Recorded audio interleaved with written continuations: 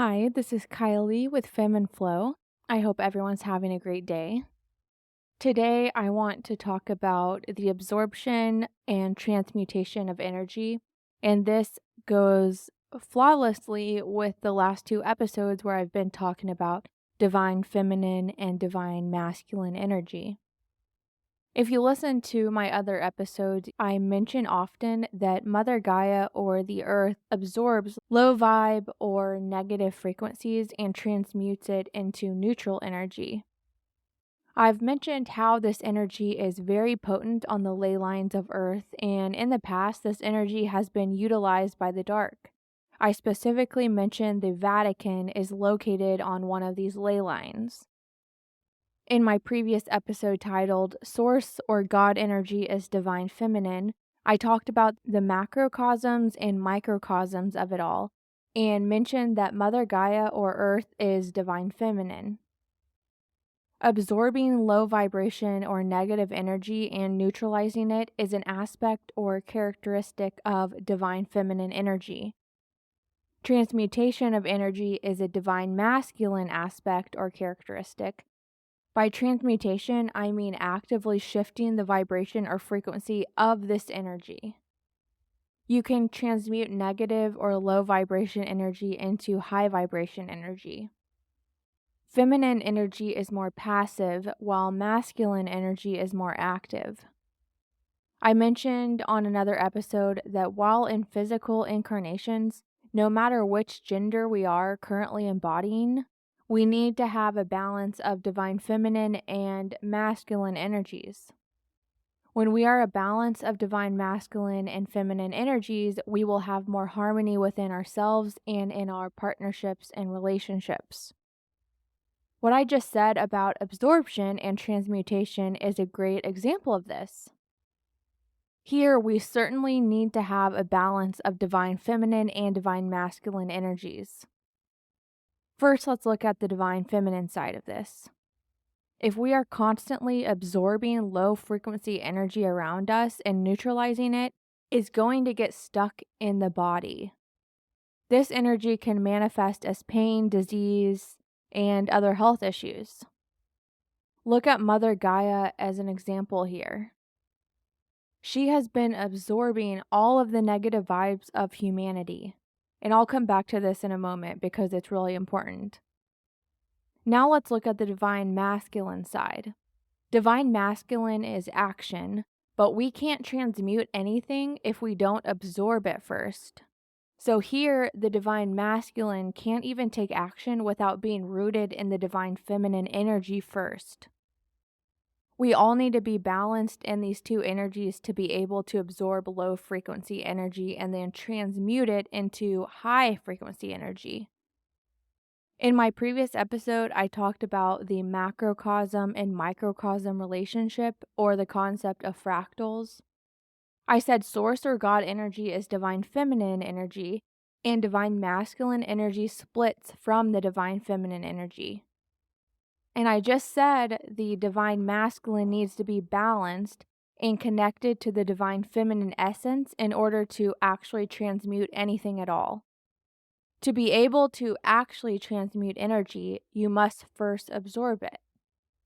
This is a great example of how, for a divine masculine to even access and tap into their true power, they must first be connected to their divine feminine energy. But back to the macrocosm versus microcosm relationship. Source energy or God energy is divine feminine, while all the lower dimensions that put energy into action is divine masculine. But then we dive into this or zoom in, and at that level, Mother Gaia is divine feminine, while all of her inhabitants are divine masculine. And as humans, we are one of her inhabitants. So no matter our gender as humans, on the level of Mother Gaia and her inhabitants, we embody divine masculine energy. We are taking action and in motion while she is the passive feminine energy. We are meant to work in harmony with Mother Gaia in the same way the divine feminine and divine masculine energies need to be in harmony within us. Also, in the same way that we should be in harmony with our divine counterpart or our partner in this lifetime. So while Mother Gaia is absorbing negativity and low frequency energy and neutralizing it, and she does this on behalf of all humanity, we need to be doing our part to transmute it for her. We simply can do this by living in high frequency emotions like love, peace, and compassion. We do this by working through our fears and our traumas and releasing it. And instead, we put this energy into love, compassion for others, compassion for ourselves, and enlightenment. We do this naturally as we walk an intentional spiritual path, work on ourselves, improve ourselves, and love others. We also can do this in more intentional ways, though. One example of an intentional practice we can do is through meditation. I talked about a meditation practice or layout before, but I'll mention it again because it's really relevant to this conversation. So, first off, I like to use the Insight Timer app on my phone, and I just do a timer with an ambient sound. And this is not guided. I guide myself based on this flow and methodology I'm about to talk about. First, I always open it up by praying, God, please shine your protective light down around me. And then I begin with hands on heart and I focus on God or source energy getting anchored in with each breath. And specifically, it's the heart chakra that is anchoring in this energy. Remember, our chakras are the energetic centers of our body. At this point, my heart often feels extremely magnetic and expanded. Then, with my breath out, I imagine sending this high vibrational energy through all of my chakras. I imagine them all aligning and spinning. Then I imagine a cord going from my root chakra down into earth. I send any negative thoughts, memories, feelings down the cord to be neutralized. Then, once I feel relaxed and I'm in a meditative state, I start going through my intentions and visualize them in my head as if I already have them. I feel the emotions I would expect to feel when the intention comes into fruition. Energy flows with intention. At this point, you can do different things. If you want to visualize your intentions and use it for intentional creation, that is great. If you want to send love to all of humanity through a visualization practice, that is great. Whatever you feel called and led to do is wonderful. Just know you are in creator mode when you're in this meditative state, and that is tied to your brain being in theta waves. Your energy flows with your intention, and your intention is much more powerful than we realize. In whatever methodology you're using at this point, feeling these high frequency emotions is literally energy transmutation in practice. Doing a gratitude practice is also energy transmutation. When we are doing these things, we are actively working in harmony with Mother Gaia.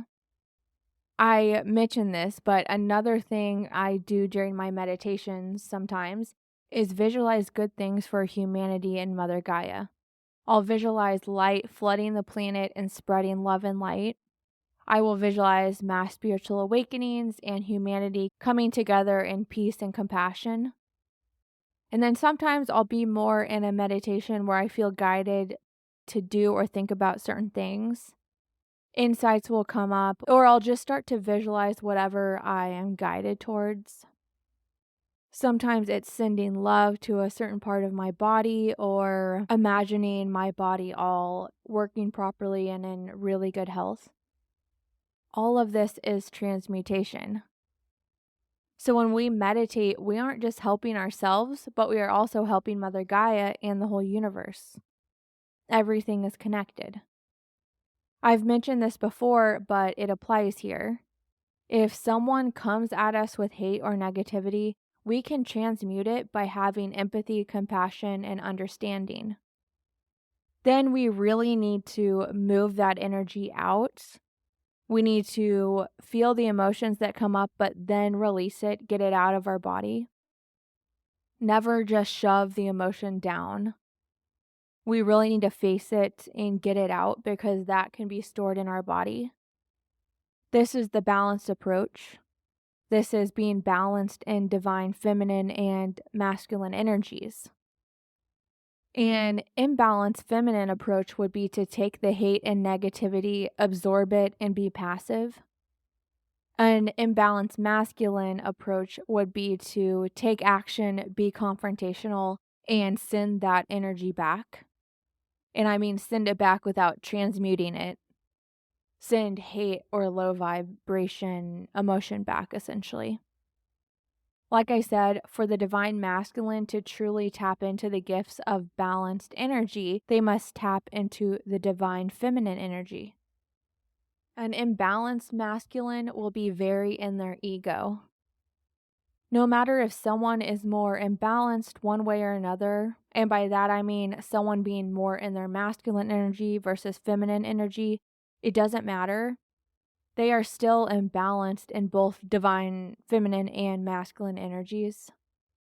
For example, I used to be imbalanced and more in my masculine energy, but even if I was more imbalanced and in my masculine energy, that still means being imbalanced in both ways, if that makes sense. I would still have issues associated with an imbalanced feminine energy. If one side is imbalanced, both are. With imbalanced feminine energy, this can cause health issues, disease, pain, etc. in the body. This is because we are absorbing negative frequencies and not transmuting it and releasing it. Essentially, it is suppressing emotions. And when you're suppressing them and not feeling them and acknowledging them, you're storing it, and that frequency is staying in your body.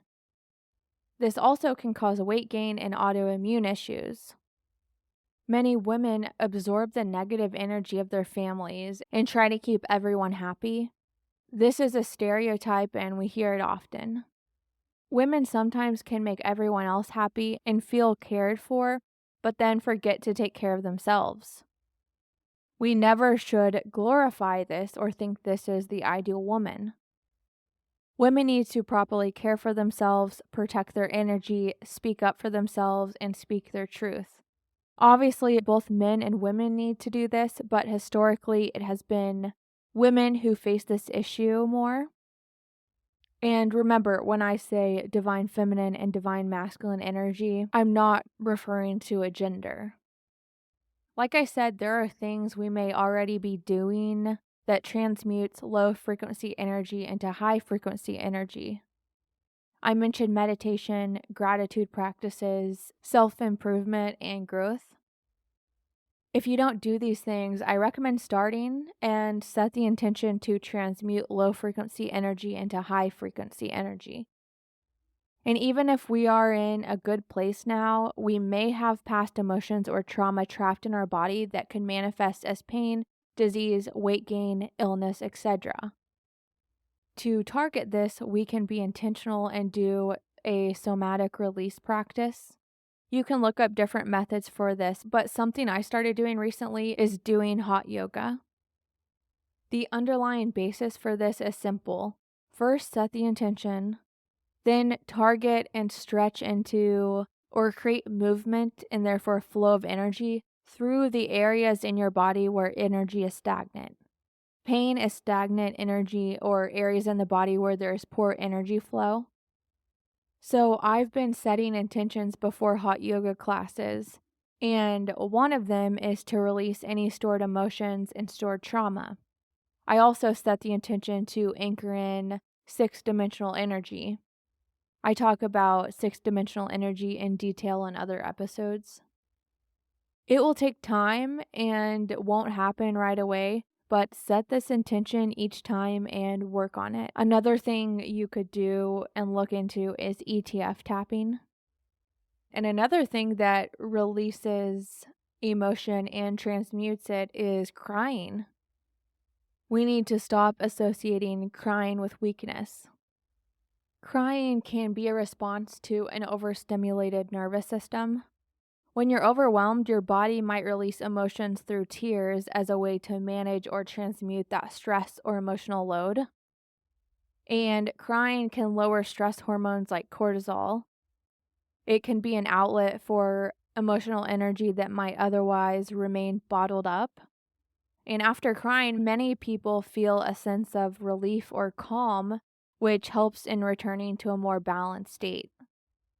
Crying is part of how the body and mind cope with intense emotional experiences or sensory overload. So never vilify or feel bad for crying. That is literally your body doing some of this transmuting for you. Everything is connected. Just remember, when you work through your own emotions, when you release past trauma, when you do this work on yourself, it's not only helping you, it is helping all that is. It's helping Mother Gaia.